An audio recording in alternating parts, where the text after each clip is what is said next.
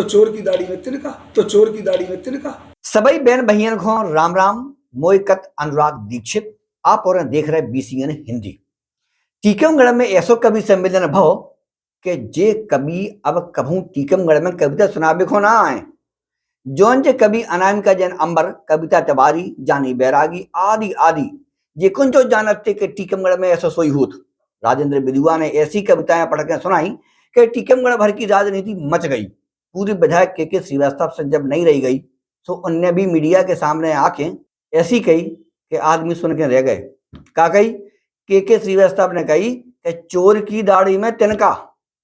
विधायक राकेश गिरी की कई तो सबने सुन ली थी, लेकिन आज हम फिर कहूं सुनवाएं भाजपा के दो नेता को, जिनमें एक तो हैं के श्रीवास्तव और दूसरे हैं राकेश गिरी को। ये दो ही भाजपा के पक्के नेता हैं और दो जने MLA बनबे के लाने फिर रहे। जी को जो कवि सम्मेलन मचाओ में नाम आ रहा हो, उनको ना हो राजेंद्र बिदुआ। उनको एक अश्लील वीडियो कवि सम्मेलन के 24 घंटा खत्म होवे के भीतर वायरल हो गो, जो सबके मोबाइल में डरो। अब वो सही है क्या गलत मोए नहीं पता, वो तो पुलिस जाने। लेकिन कवि राजेंद्र बिदुआ सोशल मीडिया की ताई से सफाई दे फिर रहे, तो सुन तो लो हुए इन्होंने को। आरोप लगाया गया कि इसमें वर्तमान विधायक का मजाक उड़ाया गया स्थानीय कवि के द्वारा। अच्छा, मैं तो वहाँ बैठा था, मैं तो वहीं था। आशुतोष तिवारी जी जो हमारे कैबिनेट मिनिस्टर दर्जा प्राप्त हैं, वो भी वहीं बैठे थे, जिलाध्यक्ष बैठे थे। ऐसी कोई बात किसी का नाम लेकर के कहा, मैंने कहा ना कि कभी तो अपनी बात कहेगा।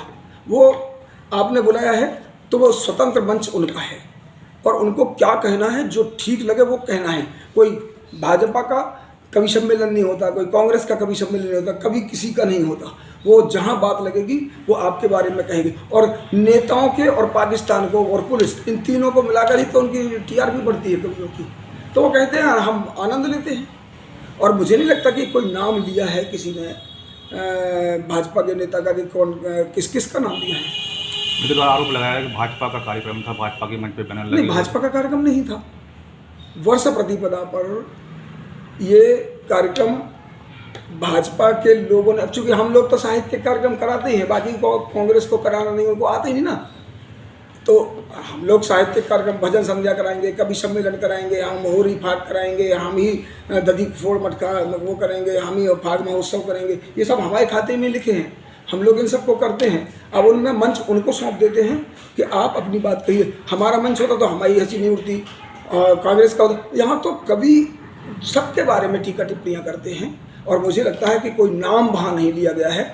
अब जिसको लगता हो कि वो किसी पर चरितार्थ हो रही है, काल्पनिक बातें अगर कोई कह करके कह देता है और वो किसी पर चरितार्थ हो जाए, तो उससे ना हम आयोजकों का कोई लेना देना है और ना उन कवियों का कोई लेना देना है। अब कोई अपने ऊपर ही उतार ले जाए और सटीक बैठ जाए तो चोर की दाढ़ी में तिनका। तो आपके कहने का मतलब ये चरितार्थ हो रही है इसलिए वो बौखला रहे हैं। अब किन के ऊपर हो रही मुझे नहीं पता, लेकिन जिनके ऊपर हो रही है तो जाकी रही भावना जैसी, प्रभु मूरत देखी तिन तैसी। उनकी भावना उनके प्रति ऐसी नहीं होगी जिन्होंने ये लगाया कि हमारे आदमी के ऊपर लगा दिया, इनके ऊपर लगा दिया। तो तुम्हारी भावना पहले से उनके प्रति ऐसी है क्या? वो ऐसे हैं क्या? उनके बारे में तो नाम लेकर किसी ने कुछ कहा नहीं कि जिसके बारे में जो कह रहे हो मुझे नहीं पता किसके बारे में। तो हमारे यहाँ नवरात्रि का जागरण हो रहा है, जवारे लगे हैं, 64 खप्पर हम हैं, तो हमें तो पता नहीं है कि किन्होंने किसके बारे में क्या कहा। लेकिन जिनको ये लगा कि ये हमारे फला व्यक्ति के लिए कही गई है, तो तुम्हारे मन में पहले से उनके बारे में ऐसी बातें बैठी हुई थी। उनके स्पष्ट नाम लेके कहा गया है कि कवि राजेंद्र बिदुआ द्वारा विधायक राकेश गिरी के खिलाफ ये कही गई हैं बातें सारी। नहीं, उनने कहा, लेकिन कवि ने ऐसा कहा क्या कि हम उनके लिए कह रहे हैं? और साथ ही उन्होंने ये आरोप लगाया कवि के द्वारा ये भी कहा कि 70-70 लाख रुपए पार्षद बिके हैं। तो मध्य प्रदेश में यहाँ मध्य प्रदेश में क्या नहीं हुआ? मध्य प्रदेश में कई जगह जिला पंचायत के चुनाव हो रहे हों, जनपद के चुनाव हो रहे हों, कहीं बॉक्सर बुलाए गए तो कहीं पकड़ धकड़ हुई है, लेकर के तीर्थ यात्राओं पर निकल गए हैं पार्षदों को लेकर के। कोई तिरुवनंतपुरम चले गए तो कोई जबलपुर चले गए तो कोई देहरादून चले गए तो इधर चले गए, उनको ले गए और पैसों की बातें समाज के बीच में आई हैं, उन्होंने वो बात कही है। अब इसमें अगर नहीं है तो तुम क्यों चल रहे हो? तुमने नहीं लिया, उनको ये पता लगा, उन्होंने समाज की बात सबके सामने रख दी कि ऐसा सुना है कि लोग बिक गए हैं। तो अब इसमें कोई अपने ऊपर क्यों ले जा रहे हैं? आपके कहने का मतलब ये है कि उन्हें ये लगा कि उनके द्वारा एक कृत्य किए गए इसलिए वो बौखला रहे हैं।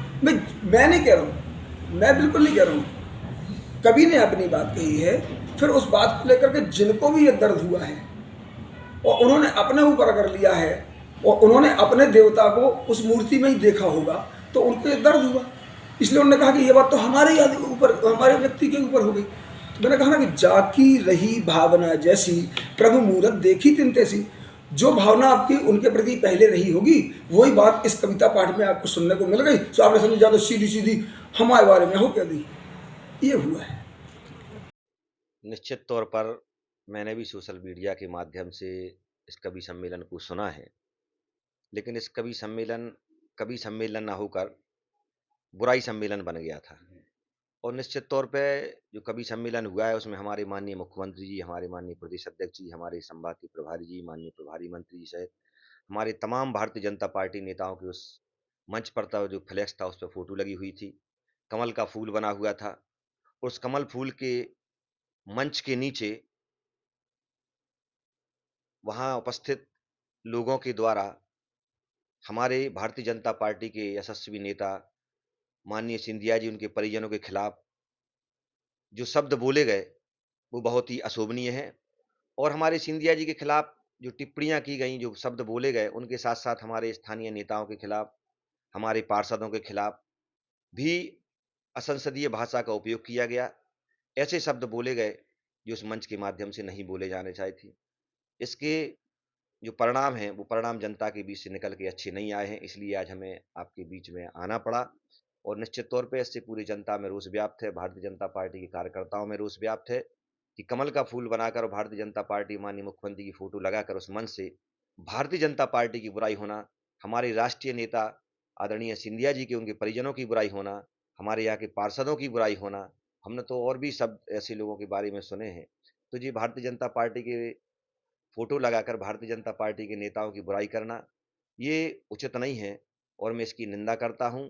यह निंदनीय है और मैं इससे आहत हूं, दुखी हूं। इस संबंध में मैं माननीय राष्ट्रीय अध्यक्ष आदरणीय नड्डा जी, हमारे प्रदेश के अध्यक्ष आदरणीय बी डी शर्मा जी, हमारे प्रदेश के संगठन महामंत्री आदरणीय हितानंद जी सहित संभागीय प्रभारी जी को और प्रदेश के यशस्वी मुख्यमंत्री माननीय शिवराज सिंह चौहान जी को इस घटना के बारे में निश्चित तौर पर अवगत कराऊंगा कि भारतीय जनता पार्टी का बैनर लगाकर, हमारे मुख्यमंत्री जी का बैनर लगाकर और भारतीय जनता पार्टी के नेता सिंधिया जी सहित पार्षदों सहित तमाम नेताओं के विरुद्ध वहां जो बोला गया है वो कवि सम्मेलन होकर एक बुराई सम्मेलन हुआ है। इसके संबंध में हम अवगत कराएंगे। आप स्थानीय विधायक हैं और भाजपा के में इस प्रकार की जो कवि सम्मेलन है तो हम क्या समझें कि भारतीय जनता पार्टी की छवि धूमिल हो रही है? निश्चित तौर पर कहीं ना कहीं ने नुकसान पहुंचाने का प्रयास किया है और ऐसे लोग जो इस कार्यक्रम के आयोजक थे वो कभी भारतीय जनता पार्टी में नहीं रहे। हमेशा वो मौके की तलाश करते हैं, व्यापारी लोग हैं, जहां उनको लाभ होता है वहां नजर आते हैं, लेकिन लाभलेस में किसी को बुराई नहीं है।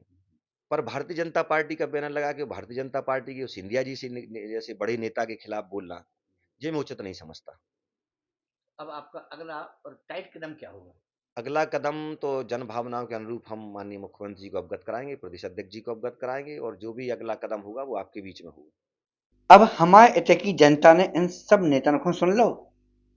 अब जनता जाने नेता जाने, हम तो ठहरे पत्रकार, सो हम अपना कर्म कर भी लगे। लेकिन जा बात तो सही है कि ई टीकमगढ़ की राजनीति को भगवान मालिक है। पहले उन सबरे एक रहे, फिर ये सब फिर फुट हो गए, फिर एक हो गए, अब तो बहुत तन गई। अब ये कैसे एक हुत।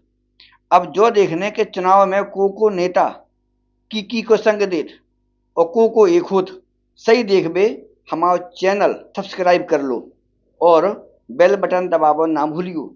BCN हिंदी टीकमगढ़।